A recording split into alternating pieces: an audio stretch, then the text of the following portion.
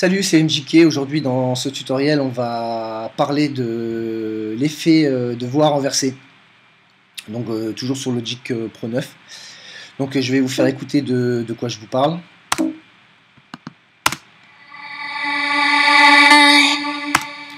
Voilà, donc je parle donc d'un effet qui est bien connu dans l'électro. Tous les DJ producteurs l'utilisent sur les voix des chanteuses américaines bien connues, des DJ aussi. Un duo français a beaucoup fait connaître cet effet dans leur premier album. Donc voilà, aujourd'hui on va apprendre à faire donc un effet de voix renversé.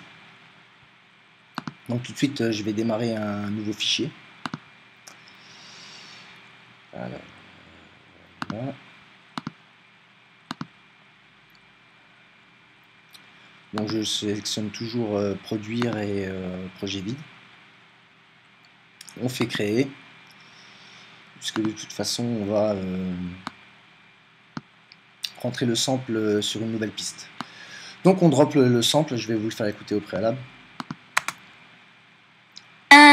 Voilà.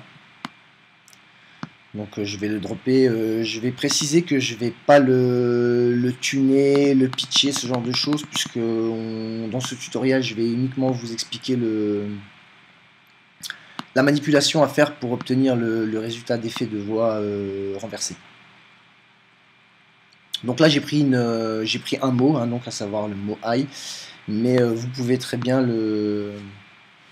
prendre la première syllabe de votre texte, de votre composition. Voilà, donc tout de suite on va donc supprimer cette piste, on va fermer l'inspecteur, on n'en aura pas besoin tout de suite. On va créer une seconde piste. Et donc cette piste en fait on va la mettre au format stéréo. En entrée on va lui mettre pas d'entrée et pas de sortie pour commencer. Voilà. Donc on a donc maintenant notre piste, ça va être la voix. Voilà, et cette piste on va l'appeler piste rec. Voilà, on va tout de suite par contre maintenant sortir l'inspecteur. On va sélectionner ce sample et moi je vais tout de suite mettre un peu moins de gain en fait pour réduire la saturation. J'en ai parlé dans mon tuto précédent. Donc voilà, on peut maintenant fermer l'inspecteur. On va démarrer dès à présent le mixeur de Logic. Et on va donc commencer à procéder à la manipulation. Donc comme vous pouvez constater, la voix est mono, mais pour des raisons d'installation de plugin, je vais passer tout de suite en stéréo. Voilà, donc je vais mettre un premier plugin, à savoir je vais mettre le pack wave, je vais mettre le CLA vocal, donc qui est un réglage qui a été conçu par Chris Lord-Alge, un grand producteur qu'on ne présente plus. Et donc je vais maintenant mettre le réglage face to face, en prenant bien soin de baisser un petit peu les trebles avant, parce que je trouve que sinon ça crie vraiment trop quoi. Voilà, je vais mettre un petit peu de... Je vais baisser un peu mon mix, voilà, moins 3 dB, ça devrait laisser un peu de place à la dynamique. Et maintenant, je vais intégrer une reverb directement toujours sur ma tranche où se trouve ma voix.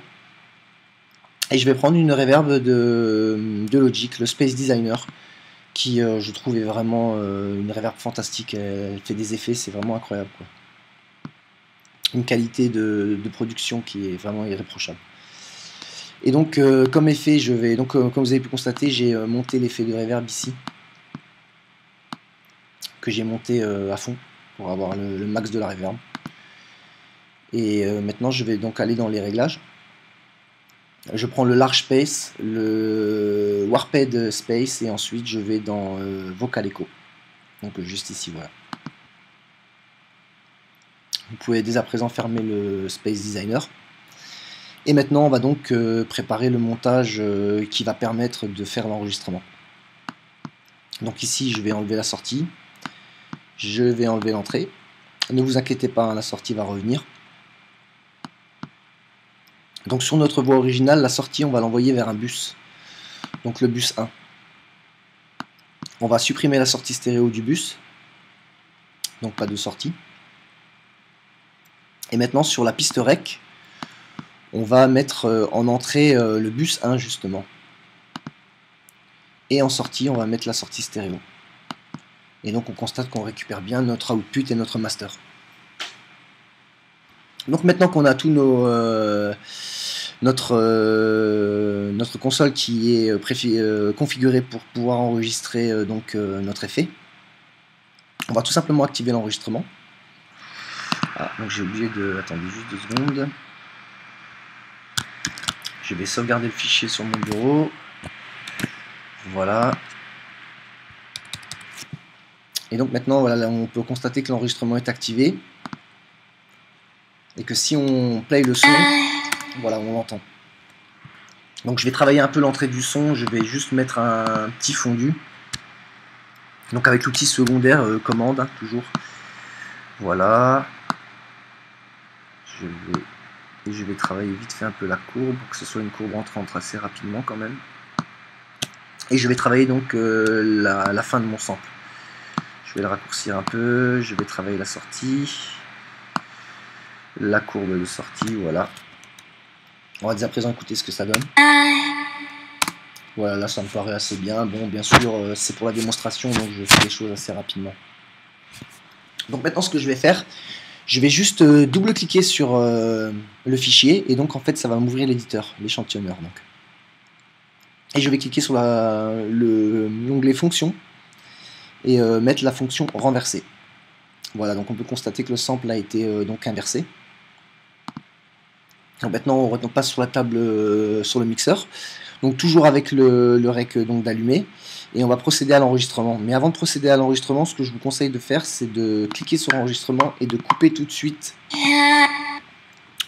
couper le métronome comme je viens de le faire, voilà. Donc ensuite on va juste regarder qu'il n'y a pas eu un enregistrement qui s'est créé, voilà. Je vais réduire un petit peu afin de vous permettre de pouvoir voir le mixeur et le séquenceur en même temps.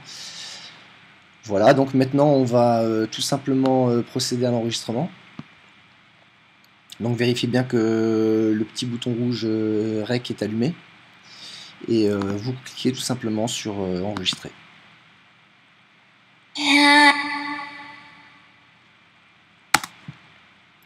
Voilà, donc on a dès à présent enregistré l'effet, donc qui se trouve ici, comme on peut le constater. Ah, juste un petit souci que j'ai oublié en fait de vous préciser, c'est que sur la reverb, j'ai oublié de le remettre à fond. Voilà, donc comme je disais, l'effet de reverb, je le mets toujours à fond en fait. Donc on va refaire l'enregistrement, c'est pas grave, vous le supprimez. Et dès à présent, on réenregistre.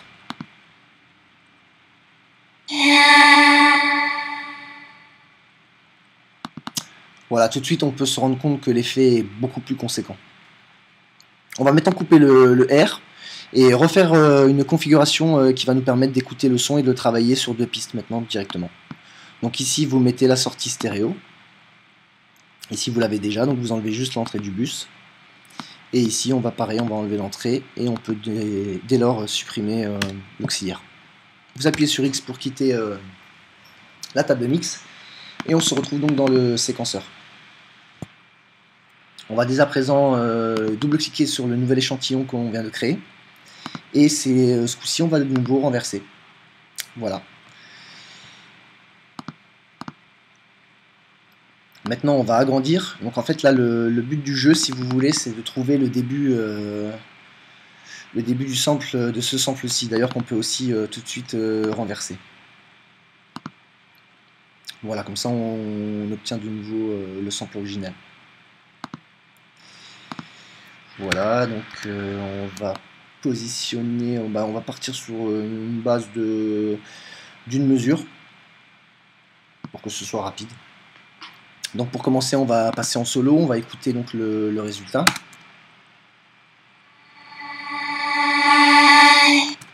Voilà, et donc on voit bien qu'on a bien l'effet renversé, l'effet de voix renversé qu'on désirait obtenir.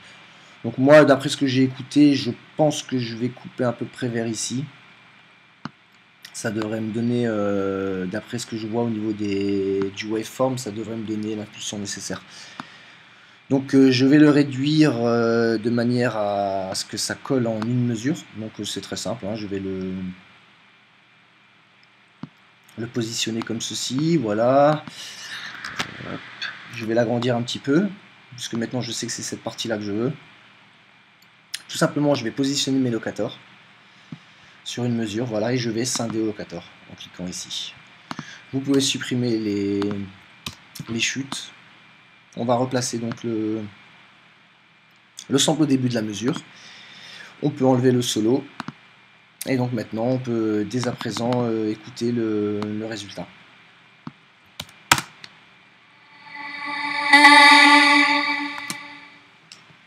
Alors, nous avons un petit souci. Voyons voir. Donc, je pense que j'aurais dû encore couper un peu plus. Ah non, je sais d'où ça vient. J'ai oublié en fait, de supprimer la reverb, mais je vais pas la supprimer. Je vais en fait créer un départ de bus. Donc le bus 1 de nouveau. Voilà. Et en fait, je vais déplacer avec commande mon Space Designer tout simplement sur mon auxiliaire. Et je vais ensuite en injecter mes deux pistes, donc mes deux échantillons dans la reverb directement. Voilà, moins 16 dB, ça devrait suffire. Donc on se retrouve de nouveau au niveau de l'échantillon. Ça devrait marcher nettement beaucoup mieux, je pense, maintenant. On va tout de suite écouter. Voilà. Après, il vous reste juste à faire peaufiner, comme on dit, hein, produire un peu le rendu. Il suffit de mettre un peu de fondu quelque part en entrée, en sortie, travailler un petit peu tout ça, mettre vos effets comme vous avez envie, mais on voit très bien que le résultat est le résultat qu'on voulait obtenir, à savoir un effet de voix renversé. Je vais vous mettre un petit master vite fait, voilà, médium, pour garder un peu de dynamique, et on va écouter tout de suite le rendu avec un petit master. Voilà, comme on peut constater, on obtient un petit blanc. Je pense qu'il y a peut-être un sample qui est mal placé. Ou alors tout simplement on a un petit peu trop de fondu. Mais après c'est à vous de travailler la longueur de ce sample par exemple pour essayer de gagner un petit peu, pour rendre l'ensemble un peu plus smooth, comme on pourrait dire, quoi, un peu plus fluide. Voilà, donc c'était MJK pour ce tutoriel sur Logic Pro.